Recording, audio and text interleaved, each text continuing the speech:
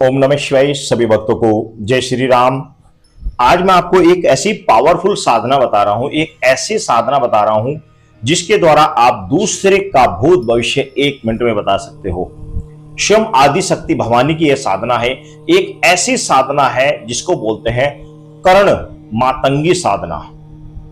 नाम आपने बहुत ने ही भक्तों से आपने सुना होगा, कर्ण मातंगी की साधना। कर्ण मातंगी का मतलब क्या होता है पहले तो आप समझ ले।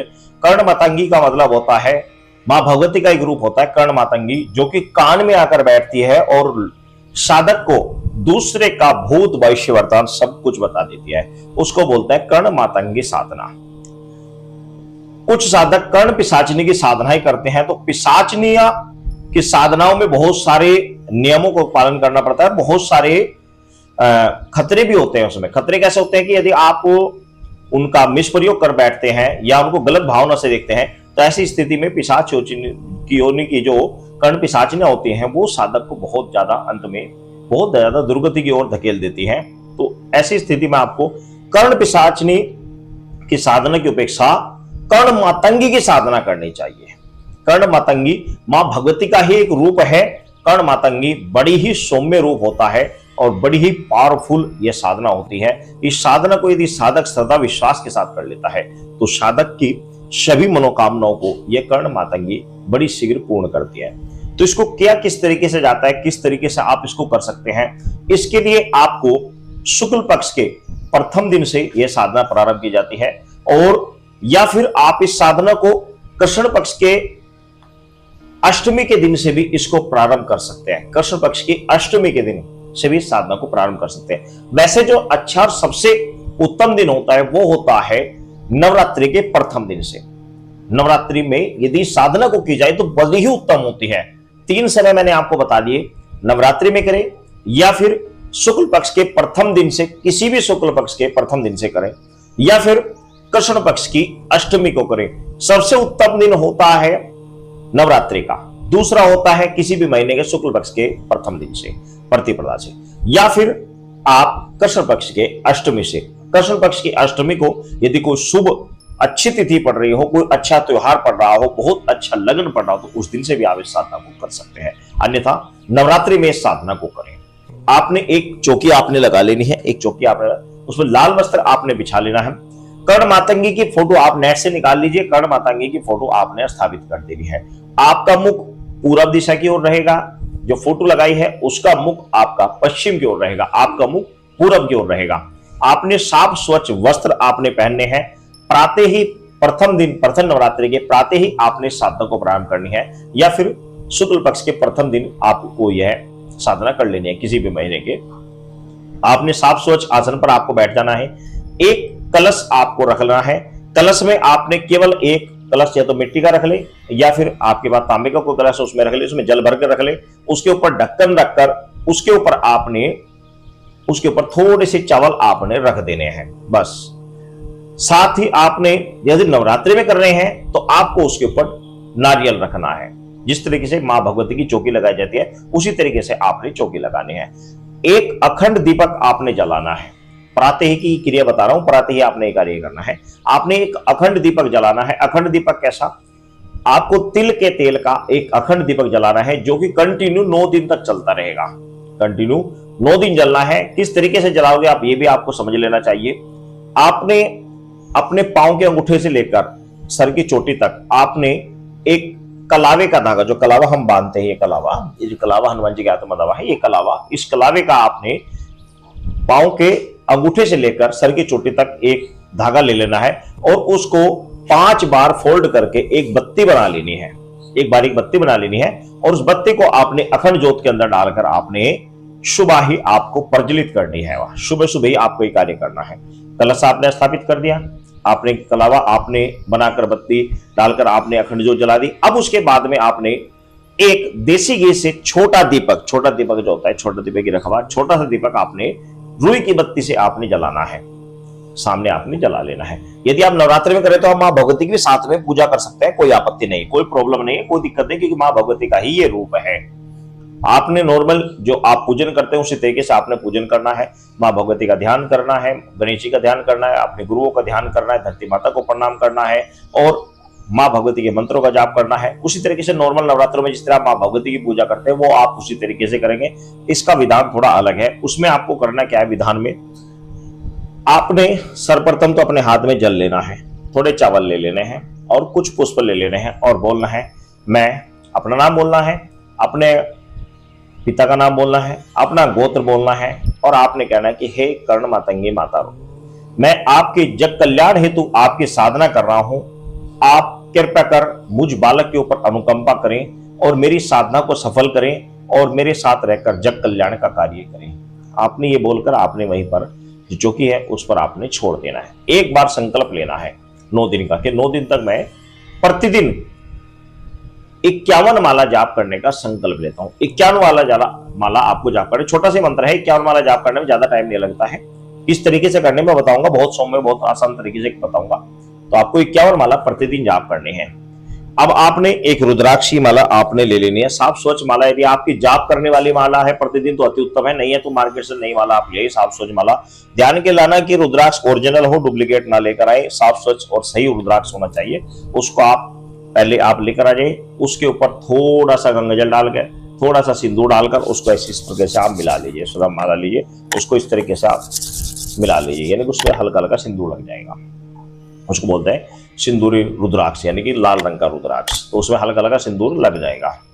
अब आपने करना क्या है, आपने दीपक आपने जला दिया है, अखंड ज्योत आपकी जल चुकी है। आपने सर्वप्रथम धरती माता को प्रणाम करना है, फिर आसन महाराज को प्रणाम करना है, फिर अपने आपके जो गुरु हैं अपने गुरु का आपको प्रणाम करना है, अपने घर की जो कुल देवी देवता है उनको आपने प्रणाम करना है। आपके जो इष्ट हैं जिनके आप मानते हैं, अपने हमारे हनुमान जी को मानते हैं, तो अपने इष्ट को आपको प्रणाम करना है। उसके बाद में आपने कर्ण मातंगी का ध्यान करना है कि हे कर्ण मातंगी माता, मैं आपका जाप कर रहा हूं, माता रानी मुझ बच्चे के ऊपर आप अनुकंपा करें। तो आपने रुद्राक्ष की माला लेकर आपने जाप करना है। एक बैठक में आप 1100, 2100 या 51 माला ही आप माला एक बार में जाप कर सकते हैं। चाहे आप 2 बार में करें, एक बार में आपने 25 माला कर ली, दूसरी बार में 26 कर ली, या इस तरीके से कर ले, या फिर 21 माला एक बार कर ली, दोपहर में 11 माला कर ली, शाम को फिर 21 माला कर ली। इस तरीके से भी आप जाप कर सकते हैं। तो इस तरीके से आपको ये जाप आपको करना है एक दिन में 51 माला।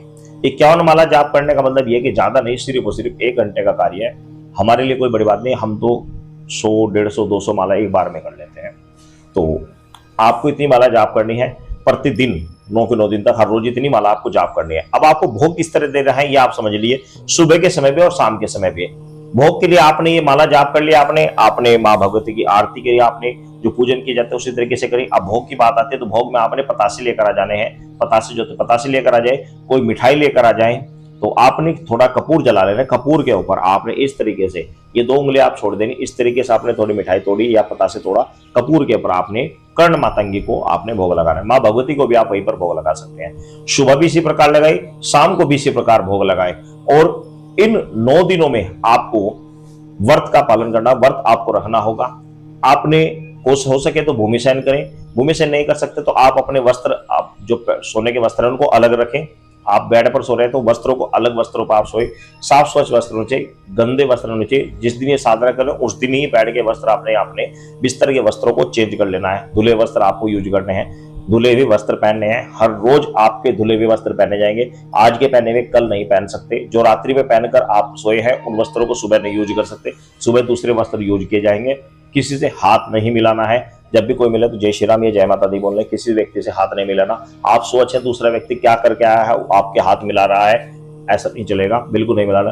किसी से फालतू वार्तालाप नहीं करनी और 24 घंटे माता का ध्यान करना है, बिल्कुल माता का ध्यान करना। एक बच्चा जैसे माता को दिन रात तड़पता है, बुलाता है, उसी तरीके से पूर्ण भावना स्वरूप आप होकर आपको माता को याद करना है, माता को आपको आह्वान करना है। 9 दिन आपको ये साधना करनी है, कंटिन्यू पूरी निष्ठा नियम के साथ करनी है। 9 दिन के अंदर आपको स्वप्न में बहुत कुछ अनुभव होंगे, बहुत कुछ अनुभव होंगे, प्रत्यक्ष भी होंगे।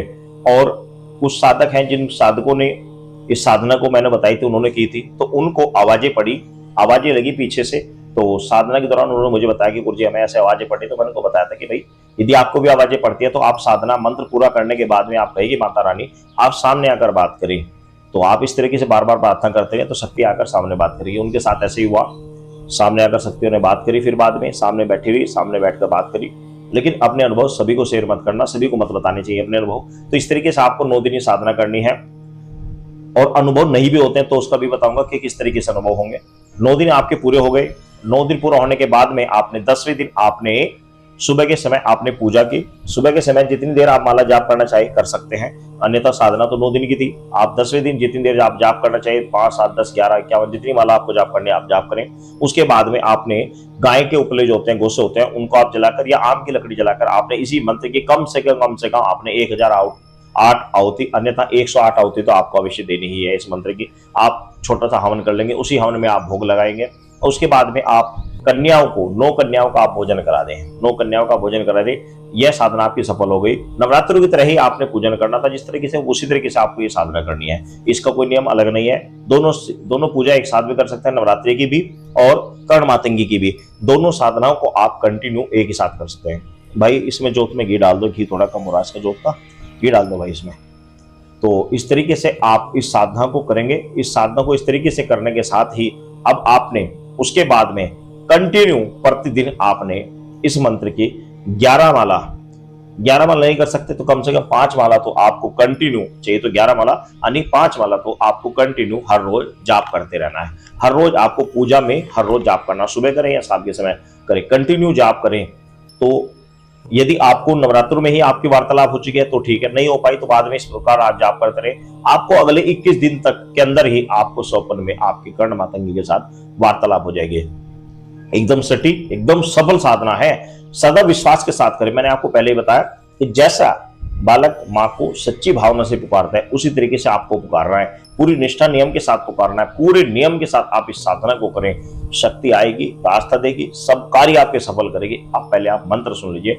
मंत्र है ओम ह्लीम कर्ण मातंगी मम कर्ण अवतर अवतर भविष्य कथ्य कथ्य वो सट। बड़ा ही छोटा और बड़ा ही पावरफुल मंत्र है। इस मंत्र को पहले आप नोट कर ले, अच्छी तरीके से याद कर ले, उसके बाद इस साधना को करें। एक बात बता दे रहा हूं, इस साधना में किसी तरह का कोई साइड इफेक्ट नहीं है, क्योंकि मां भगवती की साधना है। यदि निष्ठा नियम के साथ करोगे सफलता प्राप्त हो जाएगी, और यदि नहीं निष्ठा नियम के साथ करोगे तो सफलता नहीं प्राप्त होगी, लेकिन किसी तरह का कोई भी अनिष्ट नहीं होगा। एकदम पावरफुल साधना है।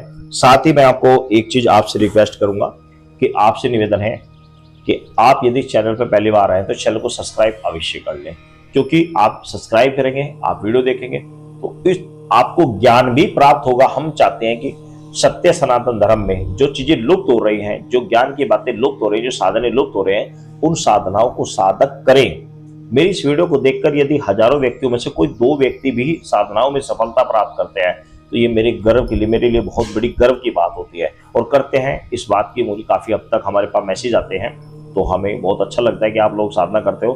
और देखो भाई, एक बात बता दे रहा हूं, सभी व्यक्ति साधनाओं में सफलता नहीं प्राप्त कर पाते, क्योंकि दौड़ सभी व्यक्ति लगाते हैं लेकिन जीतते उसमें से 3 ही है, फर्स्ट सेकंड थर्ड ही, बाकी सब दौड़ लगाते रह जाते हैं। तो यही साधना में होता है कि साधना करते बहुत सारे साधक हैं, लेकिन कुछ ही व्यक्ति ऐसे हैं जो साधनाओं में सफलता प्राप्त कर पाते हैं। कारण कि जब तक आप श्रद्धा विश्वास के साथ, पूरी लगन के साथ, पूरी तड़प के साथ बातों को नहीं याद करोगे, तब तक आप सिद्धि साधना में सफलता प्राप्त नहीं कर पाओगे। हमने साधनाएं की किसी दिन तक बिल्कुल निराहार रह कर की, जो तड़प हमें दिखी, जो तड़प दिखी, माता से वार्तालाप हुआ, प्रतिदिन हुआ, वो उनसे संबंधित मैंने बहुत सारी बातें अपने अनुभव शेयर किए हुए हैं।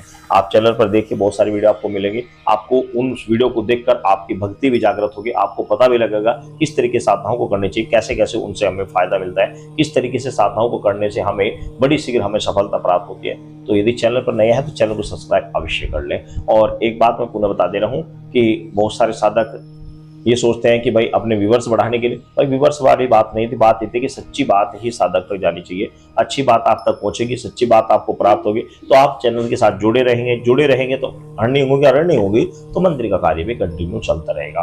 क्योंकि इस चीज का जो अर्निंग होते हैं वो मंदिर के या पूजा पाठ के कार्यों में ही लगाई जाती है। हम इसके चैनल का जो कार्य होता है, जो अर्निंग होती है, वो अच्छे कार्यों में, धार्मिक कार्यों में लगाई जाती है। तो इसलिए आप सच्ची और अच्छी साधनाओं को अवश्य करनी चाहिए। इसमें किसी तरह कोई साइड इफेक्ट नहीं है। सभी भक्तों को जय श्री राम।